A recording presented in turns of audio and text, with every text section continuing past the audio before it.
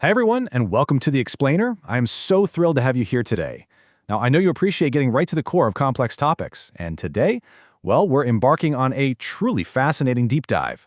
We are going to look at the surprising structural and thematic parallels between two radically different texts. We're exploring the blueprints for living laid out in the New Testament and the 12 steps of Alcoholics Anonymous. Okay, I know, it sounds like a totally unexpected pairing, but trust me, the parallels are absolutely striking. I mean, think about it. What could a first-century text, born in the ancient Greco-Roman world, actually share with the recovery program forged during the Great Depression in the 1930s? On the surface, they seem, completely disconnected. But as we'll see today, both were essentially designed to answer the exact same universal human struggle. How do we live a meaningful, connected life when our own willpower has completely failed us? All right, let's dive right into our roadmap for today. 1. Two blueprints for living. 2. Admitting we need help. 3. The power of fellowship. 4. Principles over rigid rules. 5. A shared call to service. And 6. The enduring search for meaning. Section 1. Two blueprints for living. Let's take a look at our ancient and modern lenses. So, we're talking about two frameworks that evolved in completely different eras. First, picture the first-century Greco-Roman world. The New Testament is taking shape, dealing with early Christians navigating a massive empire, facing intense social shame, and trying to build a brand new identity. Now, fast forward roughly 1900 years to 1935 in Akron, Ohio. A meeting between a well-known surgeon and a New York broker, both severe alcoholics, sparks the AA Fellowship. And by 1939, they published the Alcoholics Anonymous Big Book, which codified their spiritual ideas. Two vastly different eras, yet they were both trying to solve incredibly similar human conditions. What's really fascinating here is how both of these sources establish a foundational blueprint for living by prioritizing a shared identity over isolation. The New Testament is entirely focused on forming a new people of God through a shared faith, literally pulling people out from traditional societal structures. AA operates on the exact same structural mechanic. It's men and women banding together to solve a common problem and help fellow sufferers recover from a baffling malady. The solution to isolation in both cases is a highly intentional, shared community. Moving into Section 2, admitting we need help, because we really cannot navigate our deepest struggles totally alone. Let's break down how these frameworks view the human struggle. In the New Testament, the core problem is the failure of the Old Covenant, humanity's inability to be fully obedient to God simply through their own efforts, or what's called the flesh. So the solution is external, a new covenant and the Holy Spirit to transform the heart. Now look at AA. The problem is the baffling malady of alcoholism, an obsession that completely defeats human willpower. The solution? Also external, surrendering to a higher power and leaning on group support. Both systems fundamentally diagnose the human problem as an inability to control our own deeply ingrained habits or nature, requiring an outside solution. So, the crucial takeaway here is this. Whether it's avoiding the social marginalization of the first century or hitting absolute rock bottom with modern addiction, the foundational requirement is exactly the same. You have to find your strength by first acknowledging your complete inability. Actually, admitting powerlessness isn't seen as a weakness in these blueprints. It is literally the mandatory first step to a functional life. Section 3. The power of fellowship. This is all about connection as the ultimate medicine for isolation. Back in the New Testament, we see the development of what scholars call a kinship ethic. Early Christians often faced severe shame and marginalization from their natural families and the broader Roman society. So to survive, they created a new family unit. They called each other brothers and sisters, sharing resources and navigating strict ancient household codes together. They formed this kinship ethic to entirely replace the societal structures they had lost. And honestly, this directly mirrors AA's concept of a fellowship of equals. AA doesn't have some big central boss. There's no central leadership, no executive authority, and no legal force holding it together. It is a completely decentralized community, united solely by one thing, the shared desire to stop drinking. This lack of a central government beautifully mirrors those early, highly relational Christian house churches. They're both communities bound by shared experience rather than authoritarian control.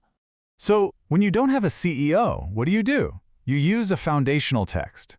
The New Testament offered specific contexts and methods to guide early believers on how to live and worship together. Similarly, AA's literature, like the Big Book and the 12 Traditions, provides a decentralized, written foundation for group recovery. The text itself becomes the unifying guide when there's no central boss telling you what to do. Section 4. principles over rigid rules, maintaining order through internal transformation. This comparison just blows my mind a little bit. In the New Testament, Jesus presented his teachings not to bypass the Old Testament law or the Torah, but to fulfill it internally. The goal was internal obedience from the heart, guided by the Spirit. In AA, we see the exact same philosophy. The 12 steps are spiritual principles practiced as a way of life. AA has no strict requirements on attendance, no formal rules, no membership fees. Members use the steps to achieve a happily whole life from the inside out, rather than following some list of enforced external regulations. If we actually distill both the Sermon on the Mount's guidance and the 12-step journey, we see a shared three-part progression. 1. Acknowledge the inability to manage the problem alone. 2. Connect with the community or a higher power. And 3. Practice these spiritual principles as a daily way of life. It's not about checking a box. It's about fundamentally reorienting how you walk through the world every single day. All right, Section 5, a shared call to service, the ultimate outward expression of helping others. In the first-century Roman world, society operated on this system of patronage. Basically, you gave gifts or favors to gain power, advance your personal interests, and you fully expected repayment. Well, the New Testament completely flipped this script. They transformed worldly patronage into stewardship, the act of using your wealth and energy for selfless service to the community, with zero expectation of getting anything back. It was a massive, radical shift in human relations. Now connect that to AA's idea of sponsorship. It's the exact same dynamic. In AA, veteran members guide newcomers entirely through shared experience. This operates completely free of outside affiliations, totally free of fees, and without any expectation of personal gain. Just like first-century stewardship, modern sponsorship proves that mentorship and selfless service are deeply embedded, universal human behaviors required for a healthy community. To really drive this point home, listen to this totally radical quote from the New Testament book of Luke. "But when you give a banquet, invite the poor, the crippled, the lame, and the blind, and you will be blessed because they cannot repay you." I mean, wow, that captures the absolute essence of serving those who offer nothing in return. It shatters the transactional nature of the world. And then, right on the heels of that, listen to this line from the AA Big Book Forward. "Modem to modem or face-to-face, AAs speak the language of the heart in all its power and simplicity." That language of the heart is essentially the modern echo of that ancient banquet invitation. It's about reaching out to the marginalized and the suffering, communicating purely human to human, with no strings attached whatsoever. Section 6. The Enduring Search for Meaning.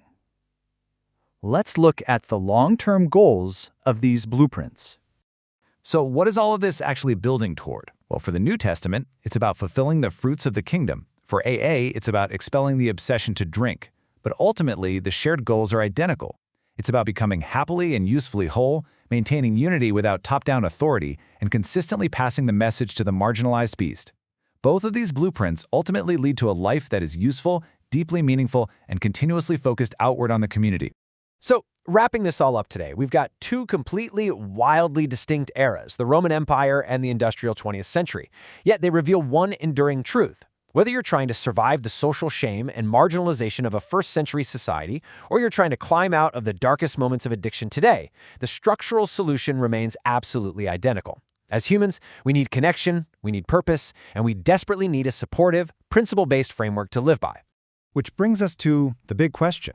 Whether you lean on ancient texts, modern recovery programs, or entirely different philosophies, what principles guide your community? Are they built on rigid rules or the language of the heart? Take some time to reflect on the frameworks governing your own life today. Thank you so much for joining me on The Explainer. Keep learning, and I will catch you next time.